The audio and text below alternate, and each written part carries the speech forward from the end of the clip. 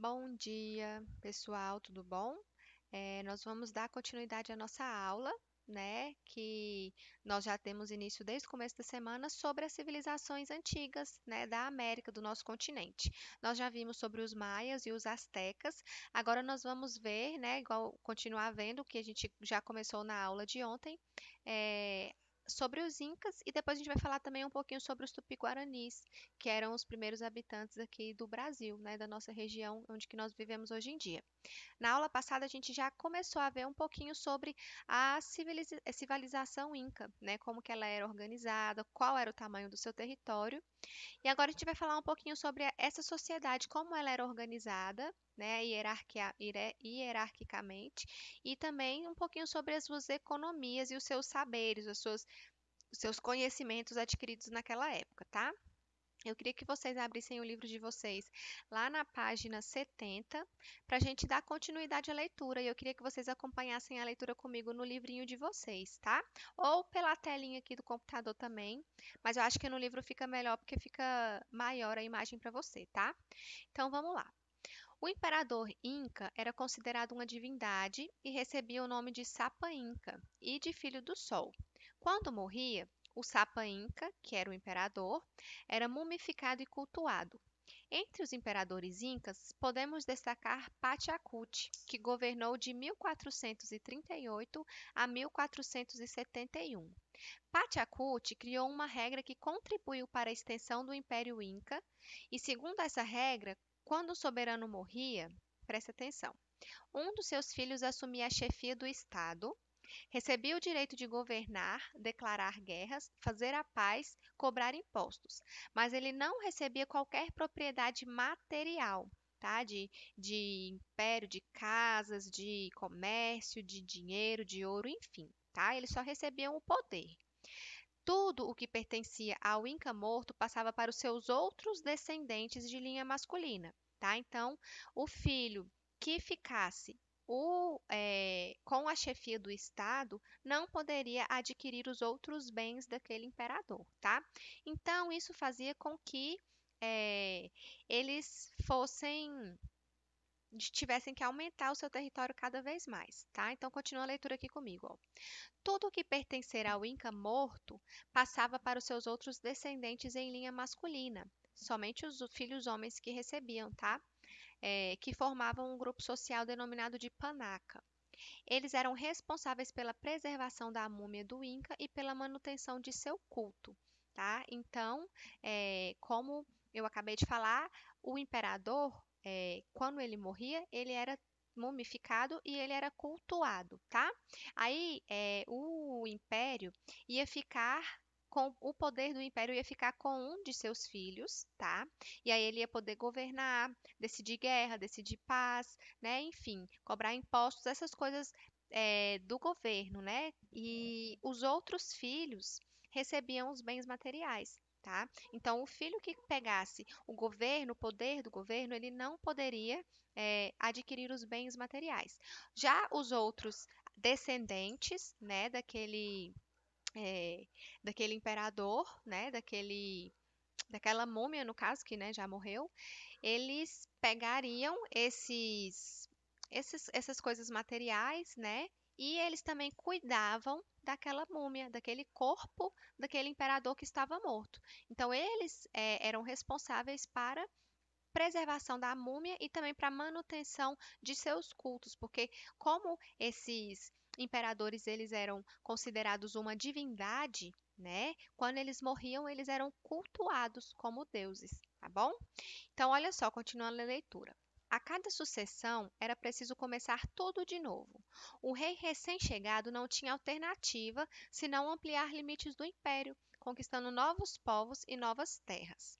Os panacas dos reis mortos formavam verdadeiros estados dentro do estado, enfraquecendo o poder do Inca e alimentando a rivalidade no interior da elite. Né?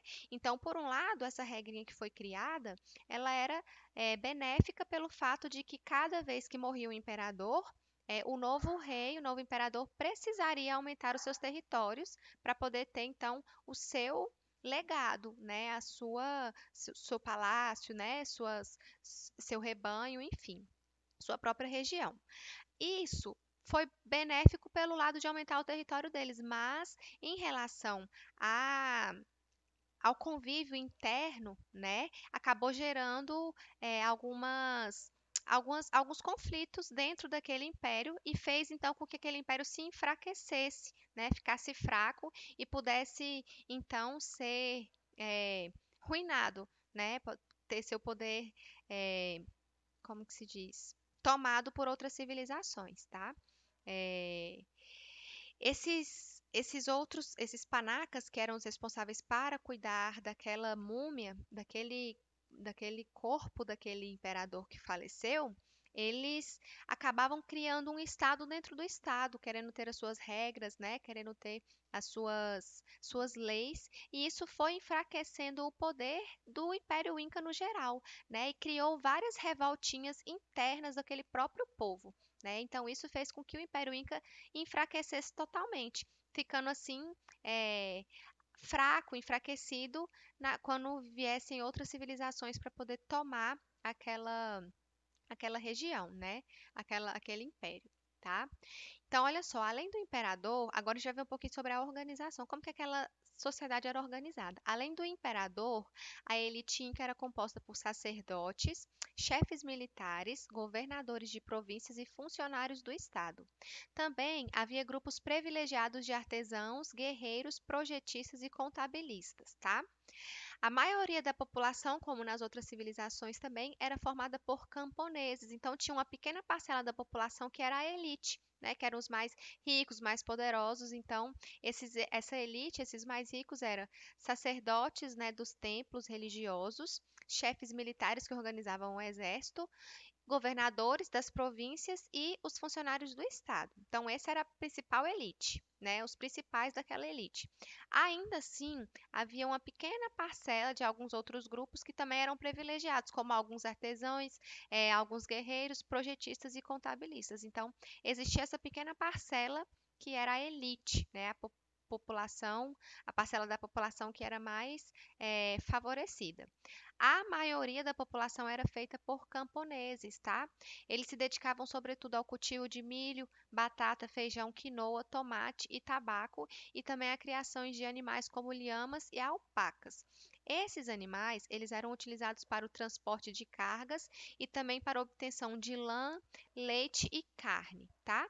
Durante um período do ano, os camponeses eles eram obrigados a largar as suas atividades, né, os seus serviços, para poder realizar serviços para o Estado, trabalhando como agricultores, pastores e construtores. Então, além deles trabalharem demais para o próprio sustento deles, tinha um período do ano que eles tinham que parar tudo que eles estavam fazendo para trabalhar para o Estado, tá? Então, isso era bem importante da gente começar a analisar já uma certa forma de escravidão daquela civilização, tá? É, os incas eles desenvolveram a tecelagem, a cerâmica, a metalúrgica do bronze e do cobre, a ourivesaria de ouro e de prata. Eles construíram palácios, templos, estradas pavimentadas, aqueduto, que era um canal construído para conduzir a água, né? Porque a gente não, naquela época não tinha encanação igual a gente tem hoje. E eles também criaram canais de irrigação e terraços de cultivo na encosta das montanhas, né? Então, na nossa próxima aula, eu vou mostrar para vocês um pouquinho da imagem dessas, de qual forma eles cultivavam no encosto da montanha, para vocês verem um pouquinho o tanto que é interessante a plantação daquele povo, tá? A agricultura daquele povo. Então, olha só, o Império Inca ele era um império interligado, ou seja, as cidades incas elas eram interligadas por uma rede de estrada, né, cujos caminhos totalizavam cerca de 30 mil quilômetros. Eram caminhos que atravessavam vales, desfiladeiros e montanhas. Ao longo das principais estradas havia abrigos, armazéns e postos com jovens corredores. Esses jovens deveriam memorizar mensagens e transmiti-la oralmente até o próximo posto.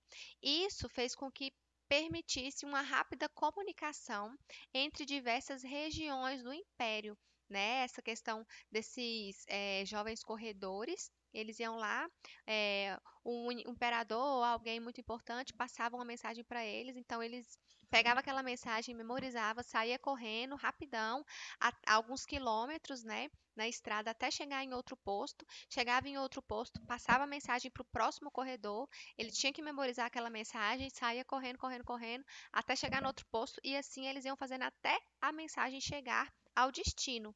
Né? Naquela época não existia correio, não existia carta, não existia escrita da forma que nós temos hoje para poder enviar mensagem, muito menos celular e internet, né? Então era dessa forma que as mensagens elas eram transmitidas, tá?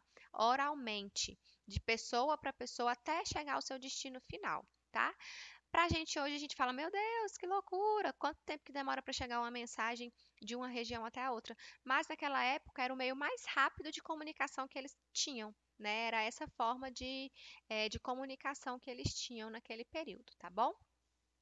Dando continuidade aqui na página 71 e falando mais um pouquinho sobre essa questão da comunicação e dos registros, a gente vai ver que os incas desenvolveram um sistema de registro de informações em quipos, que era nós feitos num cordão, igual essa imagenzinha que a gente está vendo aqui no início da página 71. Olha só, isso aqui é um quipo inca produzido entre 1430 e 1530.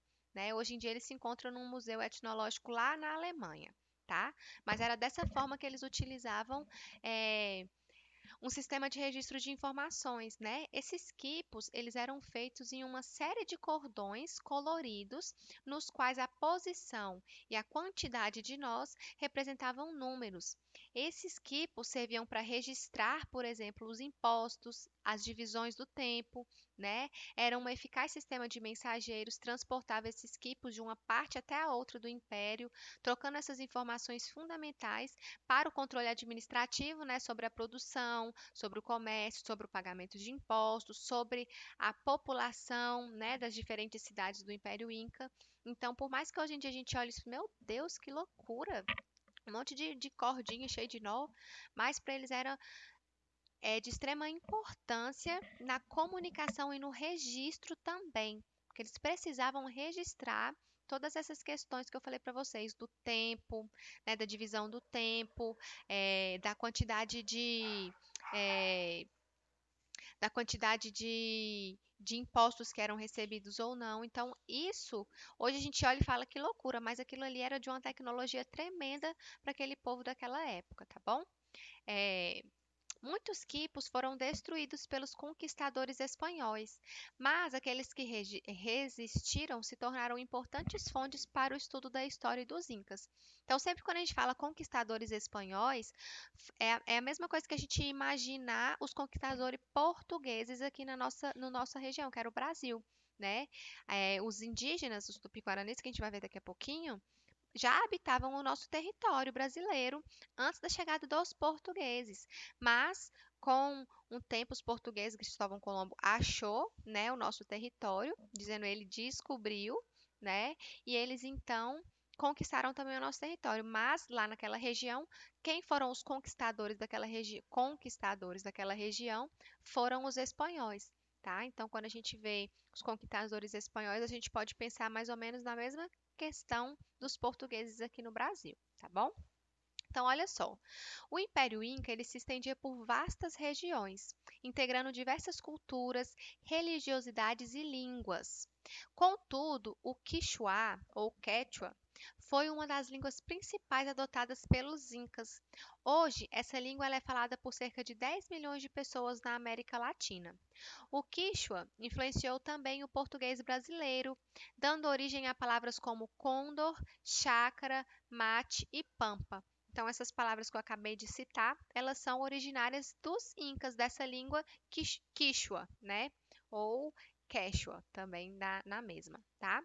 Então, aqui na página 71, a gente tem essa outra xilogravura também, que foi produzida no século XVI, que representa um inca com um quipo nas mãos, tá?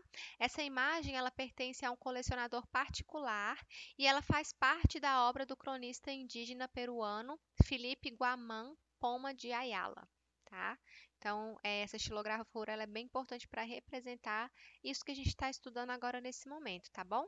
E aqui embaixo a gente tem essa imagem que é da Praça de Armas de Cusco, que é uma das principais cidades do Peru. né? Essa daqui era a antiga capital inca, né? Esse Cusco, ele habitava templos, palácios e residências sobre os quais os espanhóis construíram seus símbolos de poder, como as igrejas católicas dessa imagem aqui. Essa imagem é uma fotografia tirada no ano de 2017, então ela é bem recente, para a gente poder ter uma noção um pouquinho daquela região, daquele espaço, como que ele é hoje em dia, tá bom?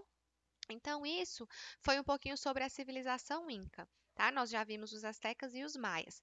Agora, para a gente finalizar esse conteúdo sobre a América Antiga, a gente vai falar um pouquinho sobre os tupis guaranis, que foram as primeiras civilizações que a gente tem aqui na nossa região, né, que é o Brasil, né, que a gente conhece como Brasil, Brasilzão. Então, olha só, até meado do século XVI, ninguém chamava de Brasil as terras que hoje formam o nosso país, né? Antigamente não era Brasil, tá? Essas terras já eram habitadas havia milhares de anos por povos indígenas que tinham uma rica cultura e desenvolviam atividades como a caça, a pesca, a coleta, a agricultura e também o artesanato, tá bom? Então, olha só. Entre os povos que viviam nesse território do atual Brasil, estão aqueles que falavam línguas de origem tupi-guarani, tá? Por volta de 500 anos depois de Cristo, né, do ano de 500, parece que esses povos iniciaram um movimento de migração do sul da floresta amazônica em direção ao litoral. Né? Eles buscavam a terra sem mal, um lugar onde, na mitologia deles, havia fartura e não se morria. Né? Eles moravam um pouquinho mais eh, no interior da floresta amazônica, mas lá tinham diversas coisas da própria natureza mesmo. Né? E na mitologia tupi-guarani, daqueles indígenas daquela época, eles acreditavam que se eles conseguissem ir ao litoral, eles estariam indo em direção à terra sem mal, que na mitologia dele, na cabeça deles, eles acreditavam que era um lugar onde havia fartura, muita fartura de alimento, né? E eles não morriam. Então, eles se deslocaram ali do sul da Amazônia e foram para o litoral, em busca do litoral, né? Para quem não sabe, só para rever, o litoral é a beiradinha aqui do nosso mapa, onde a gente encontra o mar, tá bom? Então, esse é o litoral do nosso país, tá bom? Então, olha só. Apesar deles terem certa unidade linguística e cultural, os tupis-guaranis não formavam um único povo, tá? Eles se subdividiam em grupos que falavam línguas diferentes, como os carijós, os tupiniquins, os tupinambá, os potiguara, os guarani e etc, né? Existia inúmero, eu nem sei a quantidade exata para falar para vocês, de grupos indígenas que são divididos, né? Todos esses tupis-guaranis são divididos, tá bom? Então, segundo alguns pesquisadores, havia uma população de aproximadamente 1 milhão de indígenas de origem tupi-guarani antes do contato com os europeus aqui na nossa região. Né? Essa população, ela ocupava longos trechos do litoral e do interior, acompanhando também o Vale dos Rios. Tá? Então, a gente fala muito sobre de descobrimento do Brasil, mas ele não foi descoberto, ele foi encontrado por outras pessoas que não conheciam ele antes. Mas ele já existia, já era descoberto, digamos assim, porque já havia habitantes aqui na nossa terra, na nossa região, tá bom? É, Havia também diversos outros povos indígenas no território brasileiro. Os tupis-guaranis chamavam de tapuias inimigos e eram povos que pertenciam a outras famílias linguísticas. Entre eles podemos citar os Cariri, os Aimoré, os Tremembé e etc. Né?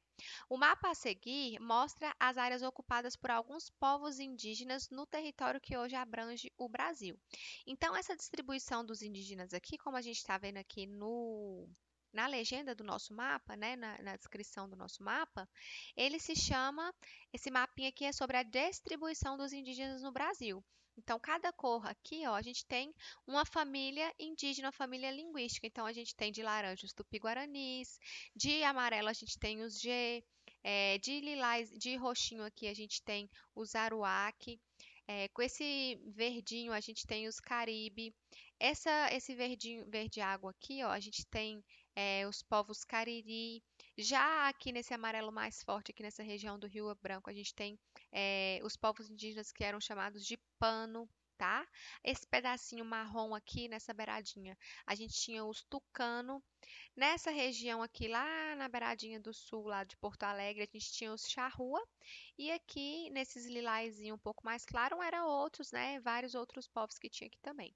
Então, isso aqui é só para a gente poder ter uma noçãozinha sobre como era distribuído esses povos aqui no século XVI, tá bom? Não é aqui nos dias atuais, isso aqui é no século XVI, tá?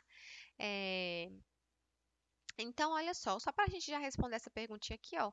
De acordo com o mapa, no século XVI, que povo indígena vivia na região onde você mora atualmente, né? Então, olha só, a gente mora aqui nessa região, né? Bem pertinho de Brasília. Então, quais os povos que habitavam aqui nessa região nessa época? Os G, né? Os povos indígenas que eram conhecidos como G, tá bom?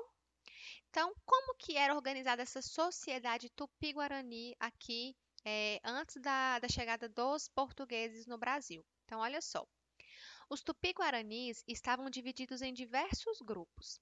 Cada um desses grupos abrangia um conjunto de aldeias que geralmente reunia entre 500 e 2.000 pessoas. Eles moravam em casas coletivas feitas de madeira e cobertas de palha.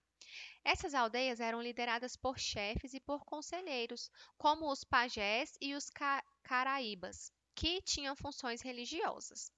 Os tupi-guaranis podiam deslocar suas aldeias para novos locais quando havia um desgaste do solo, diminuição da quantidade de animais disponíveis para a caça, disputas internas entre outros grupos rivais ou a morte de um chefe. Então, esses índios, esses tupis-guaranis, eles eram considerados seminômades. Vocês lembram o que que era nômade, o que que é nomadismo? Para quem não lembra, eu vou só falar aqui rapidinho para vocês darem uma relembrada. Os nômades eram aquelas pessoas que não tinham moradia fixa, num território fixo. Eles chegavam em um determinado território e se alocavam lá por um determinado tempo. Enquanto tinha fartura em relação a frutas, né, a alimentos naquela região e animais para caçar naquela região, eles permaneciam ali.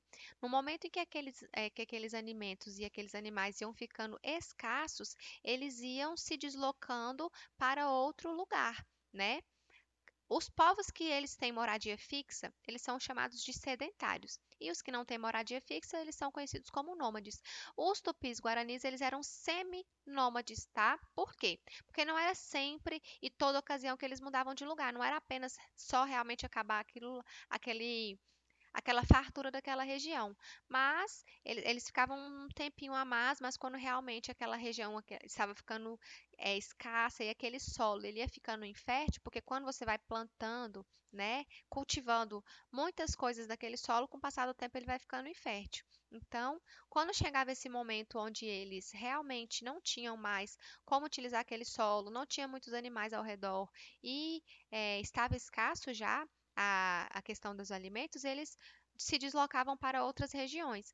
Mas isso também não era apenas pela questão da alimentação, também influenciava a questão da rivalidade dos povos ali perto, né? Ou também até a própria morte de um chefe. Quando um determinado chefe daquela aldeia, daquele povo, falecia, dependendo de alguma situação, eles também mudavam de local, tá bom? Então, eles eram considerados seminômades, tá? Então, olha só, a guerra, ela era um aspecto fundamental das culturas tupis-guaranis, sendo praticada por homens. Eles guerreavam com povos de outras famílias linguísticas e também entre grupos da mesma cultura. Entre os objetivos da guerra estavam disputa por locais mais apropriados à lavoura, à caça e à pesca. Havia também o objetivo de capturar inimigos para a antropofagia ritual. Não havia entre os tupi-guaranis a prática de escravizar os vencidos ou exigir deles um pagamento de tributos, tá? Porque algumas outras civilizações, inclusive dos maias e dos astecas, se não me engano, eles, quando faziam um prisioneiro de guerra, esses prisioneiros eles eram eh, sacrificados, né? Ou sacrificados como ritual religioso, né? Como oferta para os deuses deles, ou eles eram escravizados, né? Já que na civilização indígena, nos Tupi-Guaranis, eles não tinham esse costume de escravizar prisioneiros de guerra, tá bom? Então, olha só, para realizar os rituais antropofágicos, os tupis-guaranis cuidavam bem de seus prisioneiros por um dia ou meses. Depois, os prisioneiros eram executados, geralmente na época da colheita. Nessa ocasião, pessoas de outras aldeias eram convidadas para participar do ritual. Ao praticarem a antropofagia, os indígenas acreditavam que assumiam as qualidades do guerreiro sacrificado. Faziam o mesmo com a onça, que era um animal que eles admiravam e temiam. Isso explica porque eles não comiam animais como o bicho preguiça, que era considerado lento e indefeso, algo que ninguém desejava ser. Então, lá na mitologia deles, essa questão é muito importante, porque se eles não escravizavam, então, é, o- os prisioneiros de guerra, né? Nem cobravam, é, tipo, resgate, digamos assim, e também não utilizava para sacrifícios, né? O que que eles faziam? Eles utilizavam para alguns rituais, tá? Com aquele povo, tá bom? É, por quê? Porque eles acreditavam que quando eles utilizavam o corpo daquele guerreiro aprisionado como um ritual, eles adquiriam aquelas qualidades daquele guerreiro. Então, se era um guerreiro muito forte, corajoso, é, sábio, eles acreditavam que no momento que eles estavam sacrificando, executando aquele prisioneiro, eles adquiriam aquelas qualidades para eles. Da mesma forma que eles também acreditavam que isso acontecia com os animais. Então, eles faziam muitos sacrifícios, né? Muitos rituais. Com a onça, por exemplo, que era um animal que eles admiravam demais pela garra, pelo poder, né? Eles admiravam e temiam. Então, eles tinham isso na mitologia deles, tá? Por isso que eles também não comiam certos tipos de alimento, por essa questão deles achar que pegava aquelas características para eles. Então, eles, por exemplo, não se alimentavam de um bicho preguiça, porque eles acreditavam que eles iam ficar indefesos, lentos, né? Então, ninguém desejava pegar aquelas características, então eles não sacrificavam aqueles animais, tá bom? Muito interessante, né, essa questão? Então, olha só, aqui no livro a gente já terminou, tá? A questão do conteúdo, mas eu queria passar um videozinho para vocês aqui muito legal, falando um pouquinho sobre esses indígenas, tá? Acompanhe aqui comigo, por favor.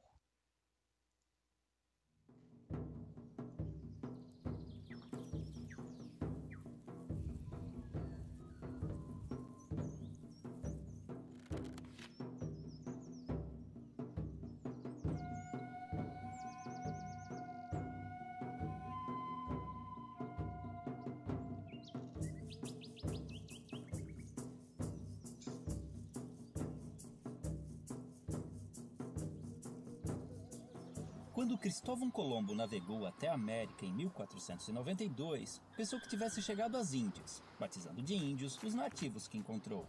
Porém, apesar de terem sido generalizados nessa classificação, os índios não se viam como um povo unificado, pois eram divididos em uma variedade de etnias sem qualquer identificação entre si.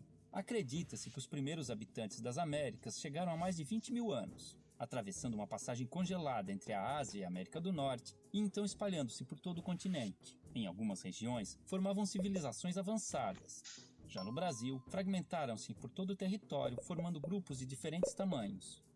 Eram sociedades comunais, descentralizadas e igualitárias, vivendo da caça, pesca e agricultura de subsistência, e em sua maioria seminômades, mudando suas aldeias de local conforme os recursos naturais fossem se esgotando, permitindo, mesmo que involuntariamente, a recuperação natural do solo abandonado.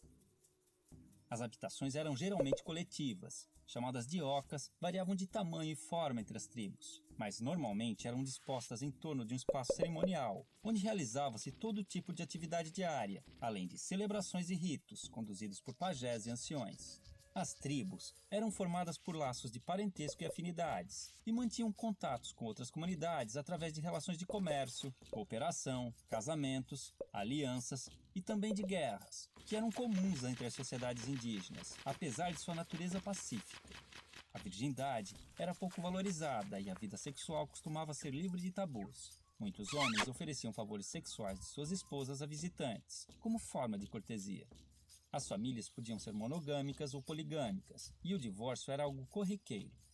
Os homens lidavam com a guerra, a caça, pesca e liderança tribal, além da construção da aldeia e o plantio, enquanto as mulheres cuidavam da colheita, do preparo de alimentos e da fabricação de utensílios e adornos. A educação das crianças era a tarefa de toda a tribo, e a autonomia era estimulada. Já os doentes e inválidos costumavam ser abandonados à própria sorte.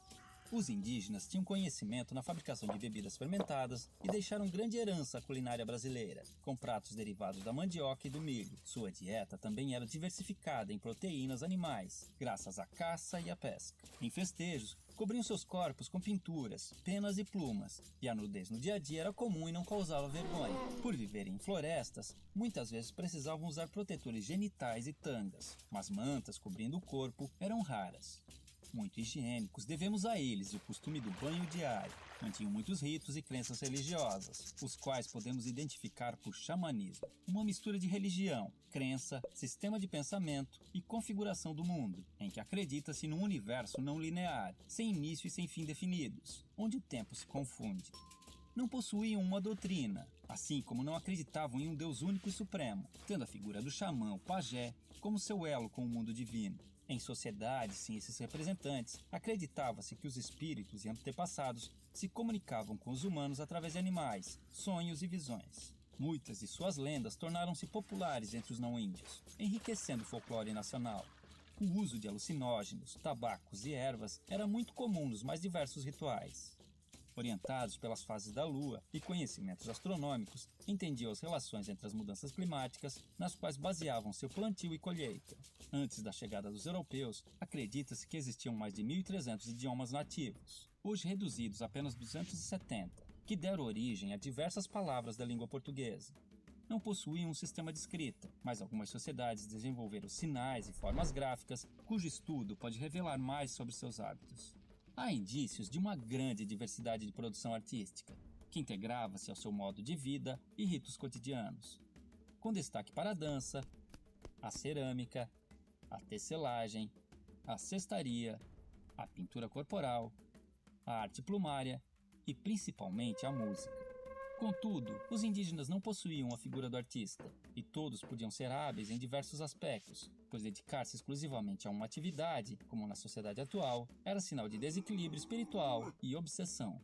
Quando os portugueses chegaram em 1500, estima-se que encontraram mais de 5 milhões de indivíduos, divididos em tribos e comunidades, diferentes entre si, mas iguais aos olhos do colonizador, responsável por reduzi-los a menos de 600 mil em poucos séculos.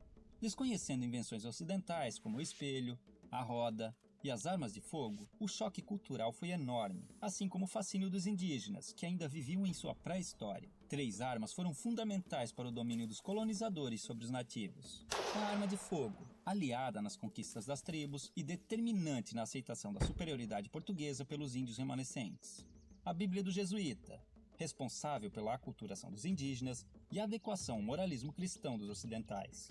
E uma invisível e poderosa arma biológica, inicialmente de forma involuntária, mas por vezes criminosa, o contato com os estrangeiros espalhou doenças e epidemias, às quais os nativos não possuíam imunidade, dizimando-os aos milhares e facilitando a ocupação de suas terras, como aconteceu no sul do Maranhão, onde fazendeiros deram roupas infectadas com varíola para as tribos locais. Porém, muitos indígenas auxiliaram os portugueses em expedições ao interior, em conflitos com outras tribos e ajudaram a escravizar grupos inimigos, além de fornecerem aos colonos produtos como a madeira, condimentos e substâncias medicinais. Isso tudo forçou os remanescentes a viver em condições precárias por muito tempo. Somente em 1967, com a criação da FUNAI, começaram a surgir e ganhar força associações indígenas que buscam melhorias em áreas como saúde, educação, meio ambiente, patrimônio e demarcação de terras.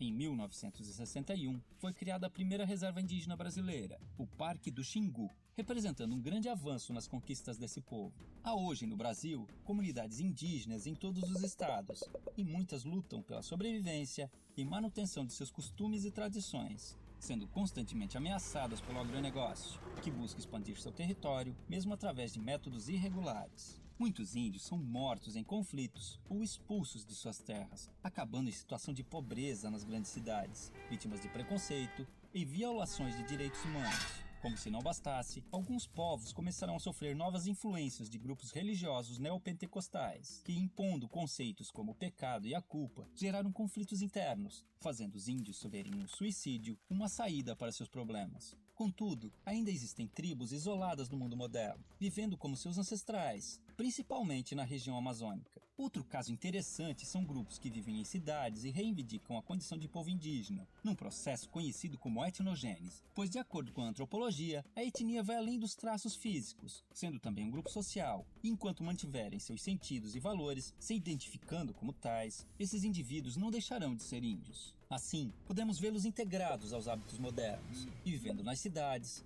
ocupando o mercado de trabalho, cadeiras nas universidades e cargos públicos, buscando também representação política e lutando por direitos como cidadãos que precisam manter sua cultura e tradições vivas, frente aos novos desafios que estão por vir.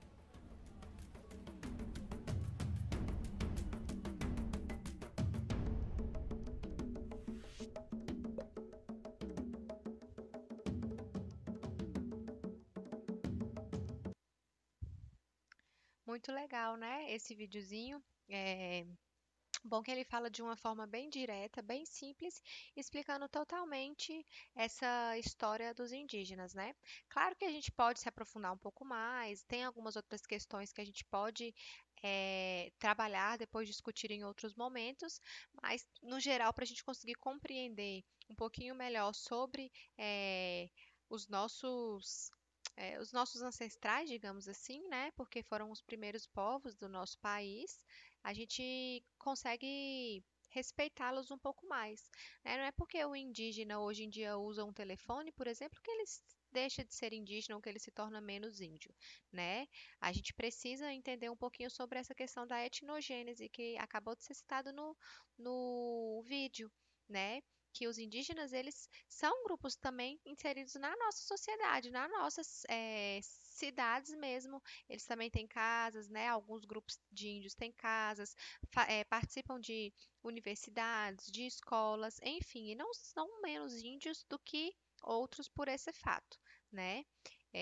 Saiu uma websérie, não, uma minissérie na Globo, não sei se alguém chegou a assistir, mas quem puder depois assista, é bem legal, que chama Falas da Terra, né? Que fala um pouquinho melhor sobre essa história indígena, sobre eles nos dias atuais, sobre as conquistas, e é muito importante a gente entender para a gente poder respeitar e preservar essa, essa, esse grupo da nossa sociedade que é de extrema importância para a nossa formação, né, para a nossa sociedade. Nós somos um povo extremamente miscigenado, né? A gente tem um pouquinho de português, um pouquinho de africano, um pouquinho de indígena. Então a gente precisa aprender quais são as nossas raízes para a gente poder respeitá-las. Tá? Então, essa foi a nossa aula de hoje. Nós encerramos esse capítulo sobre a América Antiga, tá? A nossa atividade de hoje vai ser a mesma atividade que eu passei ontem, tá? Da página 74, tá? Todas essas questõezinhas aqui, uma, duas, três, 4 e 5 na página 75. Então, é para a gente fazer todas essas atividades. Como é um pouquinho grande, né? Eu passei ontem, mas não foram todos os alunos que conseguiram terminar. Então, a nossa atividade de hoje, ela é a mesma, tá? É, Aqui eu tenho postado a aula 10, que foi a aula de ontem, de quinta-feira. Tá aqui a atividadezinha 10, tá bom? Com as informações. Quem já fez a devolutiva por aqui, que foram é, 3 alunos só que me entregaram, não precisa fazer novamente, tá bom? Então, Júlia Carvalho, aqui que já entregou. Maria Vitória, tá? E a Sofia, que já fizeram, não precisam refazer, porque vocês já fizeram, então tá ok. Os demais alunos não vão fazer a devolutiva por aqui, pela aula 10. Vocês vão fazer a devolutiva lá na aula 11, que é essa aula hoje, onde está anexado esse vídeo, tá bom? É a mesma atividade de ontem, então quem já começou, mas não terminou, tem a oportunidade de terminar ela agora, tá bom? E essas três aluninhas que eu acabei de falar que já fizeram, não precisam fazer, tá? Então prestem atenção. Essa aula 10 foi a aula de ontem, do dia 29. A nossa aula hoje é a aula 11, do dia 30. Então, quem não fez ainda, vai me devolver na aula 11, tá bom? Não é para devolver por aqui pela aula 10, é para devolver pela aula 11. Combinado? Então, bons estudos, boa atividade. Qualquer dúvida sobre as atividades, pode me mandar mensagem no WhatsApp que eu respondo vocês, tá? Que eu ajudo vocês a tirarem a dúvida. Na nossa aulinha de segunda-feira, a gente vai fazer a correção das atividades que a gente teve essa semana, tá? A gente teve atividade segunda. A gente teve atividade, na verdade, a gente começou a atividade semana passada. A gente fez a primeira atividade sexta, a segunda atividade segunda, a terceira atividade que foi ontem e que é a mesma de hoje, tá? Então a gente tem três atividadezinhas para a gente corrigir na nossa aulinha de segunda-feira, tá bom? Então, ó, beijo, façam com capricho, não esqueçam de colocar nome e série na atividade e fazer a devolutiva na aula 11, não é na aula 10, é para fazer a devolutiva na aula 11, onde esse nosso videozinho está postado, tá bom? Se alguém tiver dúvida em relação a essa questão de onde postar ou não postar, pode me mandar mensagem, mas é bem simples. Só Sofia, Maria Vitória e a Júlia Carvalho que não precisam refazer porque já fizeram. Todos os outros alunos que vão fazer hoje ou terminar hoje, vai me enviar pela atividade da aula 11. Combinado? Então tá, beijão.